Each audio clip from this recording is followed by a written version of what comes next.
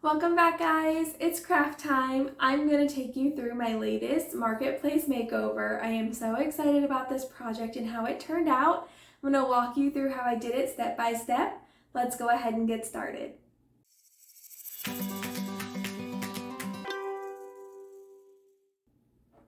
All right, I'm gonna go ahead and start out by pointing out I apologize about my lighting and harsh shadows. If there's anything off, my ring light quit on me this afternoon and I am now filming this in the dark. So I'm just making do with what I have. Good news is I get to wear my glasses because I'm not fighting the reflection. So there's always a silver lining. All right, I found these two adorable mirrors on Marketplace on Facebook and they just needed some love. They had been painted over several times. There was paint crusted up underneath the little paneling or panes, I guess. The backs of them were just disgusting. It's just cardboard. They're pretty beat up and warped and just needed some love. So to begin this project, I just started cleaning. I started cleaning it all up, wiping it all down just to get all of the dirt and grime off of it that I could. And then I decided to start taking it apart. I went ahead and took off the wall hangers that were already on it and I tossed those. Those are not my favorite wall hangers to use. I wanted to feel more secure when I was putting them back on, so I'm going to add D-loops to them once it's all said and done. So to dismantle this, I just pulled the cardboard backing off. It was just held on with hot glue, so it ripped off pretty easily. But I did try to be gentle with it because I do plan on reusing it, but just trying to make it look a little nicer. From there, it was time to remove the mirror. This I was very gentle with. If you're working with any kind of glass or like sharp edge like this, make sure that you do wear gloves. Do as I say, not as I do. I was not wearing gloves. Thankfully, didn't have any issues with it, but I just wanted to relay that message to you. If you're gonna follow a tutorial like this, make sure you wear some safety gloves. That way you don't actually catch any of the sharp edges and cut yourself. I just took a utility knife and tried to cut the glue away from the mirror enough just to get it to loosen up so I could get it out. I also found that I could just pull the glue and it would kind of unravel, and just did that until it loosened the mirror enough to where I could pop it out. So I pushed on the front and popped it out of the back. So I just continued with the glue removal, just pulling it all off the back of it, being careful that I don't mess up the back covering of the mirror, getting it all off of the frame, just completely disassembling it and getting it ready for the next step. I did this with both mirrors and then I was ready to go ahead and give them a good sanding. Like I said, someone had previously painted over these from its original factory coat, and there's just like paint kind of built up everywhere and it was kind of a messy job. So I decided to sand them down really good, get in all the crevices, but just be careful that I don't accidentally break them because the, I don't know what it's called, but the little paneling on it, you know, it's just flimsy little board. So I just sanded it down the best I could, and after that gave it a good wipe down. I wanted to get a good base coat on this, so I used my black Rustoleum spray paint. I use this stuff on everything. It's always their 2X, whatever color or clear or whatever I'm using at the time. This one is a semi-gloss, and I did this on both of the mirror frames twice on each side. Once the black paint was nice and dry, I went ahead and brought them inside and I sealed them with my polyacrylic. I'm doing this because I do plan on using chalk paint over top, more specifically using white chalk paint, and I'm going to distress it. So I wanted to make sure that black is nice and sealed in and that's not going to muddy up my white at all, turn it any grayish color. When I sand it, it'll have a nice clear coat to protect it. That way it's not causing any of the black dust to turn my paint a different color. So after that was nice and sealed, I wanted to prep both of them for the chalk paint. I wanted to make sure that whenever I put my mirror back in, the reflection from where the mirror meets the paneling or the panes, sorry, I still don't know what that's called.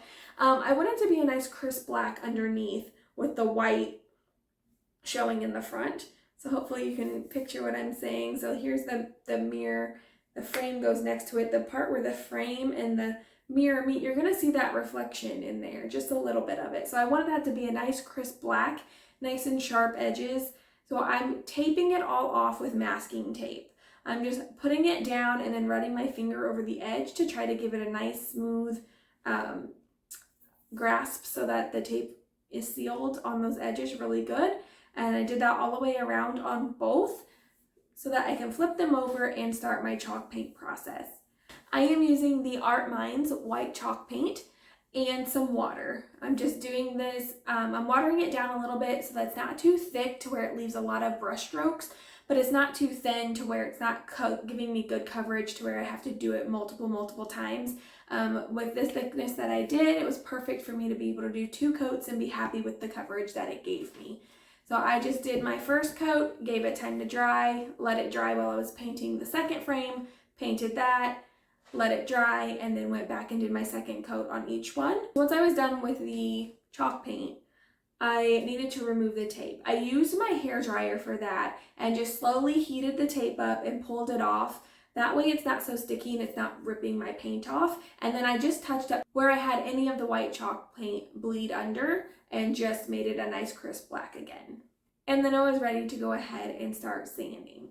So I let that dry really well, not too long to where it would be hard to sand off, but definitely long enough to where I wasn't fighting with any type of wet paint at all. And I just hit all of the hard edges on the frame. So all of the, any of the corners or any of like the corners of the wood pieces, those nice hard edges are really nice to sand off to give that black some time to shine through that white paint. And then I decided something was missing. So I went ahead and waxed it with my clear Waverly wax just to seal in the chalk paint, make sure it was all good. And I felt like they needed more. I really wasn't sure in the beginning. I just planned on doing a white on black and distressing and calling it a day. But I've been seeing people do the IOD transfers. It's all over. Everywhere I look, it's there, and it just looks so cute. And though I'm not a very super florally person, I just love the way that their stuff has turned out. However, I didn't have time to order any transfers, and I honestly didn't want to pay for them. So I decided I would come up with my own way. So I went and at my local Michael's found some floral tissue paper.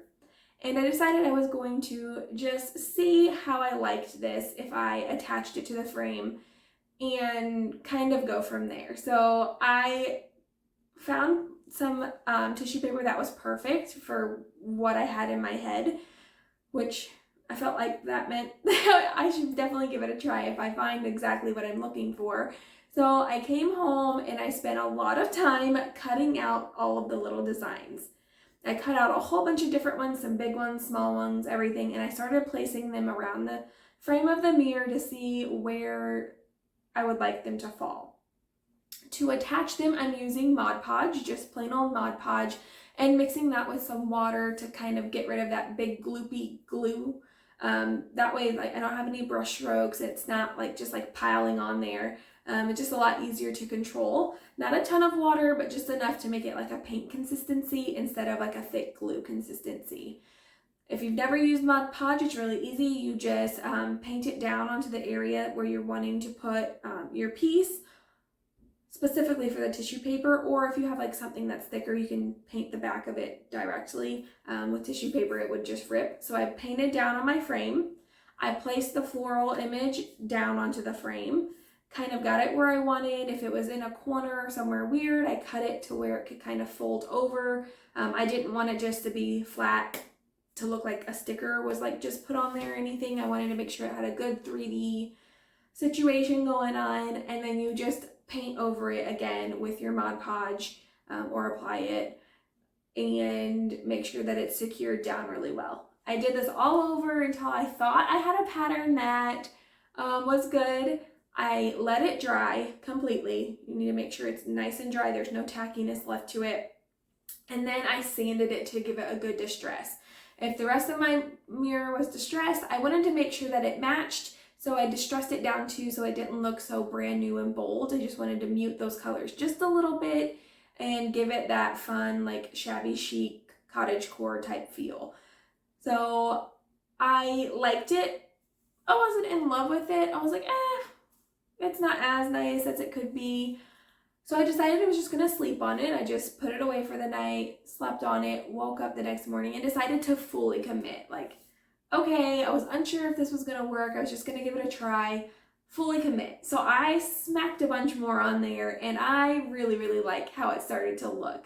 I just don't think I had enough. I didn't really go for it like I should have. So I'm actually pretty proud of how these turns out. I'm really excited about them. I'm excited to show everyone.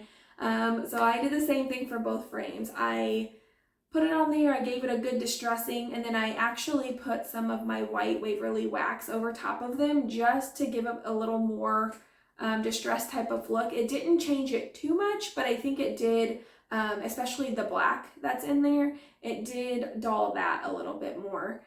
And then I did a clear coat of my Rustoleum 2X clear matte spray. It's not necessary, but with the chalk paint and stuff, you're supposed to reapply the wax as time goes on. I don't want whoever I'm giving this to have to worry about anything like that. So I went ahead and sealed it with my clear spray paint as well. That way I don't have to worry about it I don't think those stickers or not stickers, the tissue paper's going anywhere because like I said, I've roughly sandpapered it. They haven't moved. So I don't think they're gonna go anywhere, but this is just some peace of mind. So I got them all clear coated up and they are ready to reassemble. This is the part I'm really nervous about. I'm just hoping everything goes back in together, that it looks okay. I am decided to use Gorilla Glue, hot glue. So I just thought that it would probably be a little bit stronger than any of your regular hot glue that you have. So I wanted to make sure I didn't have to worry about these things moving on anybody. So I just hot glued around the edges of the frame and then quickly placed my glass inside of it to make sure that it was still nice and hot whenever the glass touched. That way it would adhere to it. But I didn't put too much glue to where it would come up underneath the mirror. I did have one little spot on one of them where it did kind of like, when I pushed it down, it kind of came out. I was able to use a utility knife and kind of cut that away very carefully to not scratch the mirror. And I just used my nail and kind of like chipped it away and it looks okay. I can tell it's there, but I don't know that anybody else would. So yeah, I hot glued that down. I gave that some time to kind of sit. And then I went ahead and put the cardboard backing back on. However, I did paint it black to try to like mute that really gross cardboard that was on it. I was gonna just replace it with some really thin wood, but I only had enough to replace one of them, so I decided not to even worry about it. I'll just try to make it look a little bit nicer and re-adhere it to look a little nicer. So I painted it black and then I hot glued that down.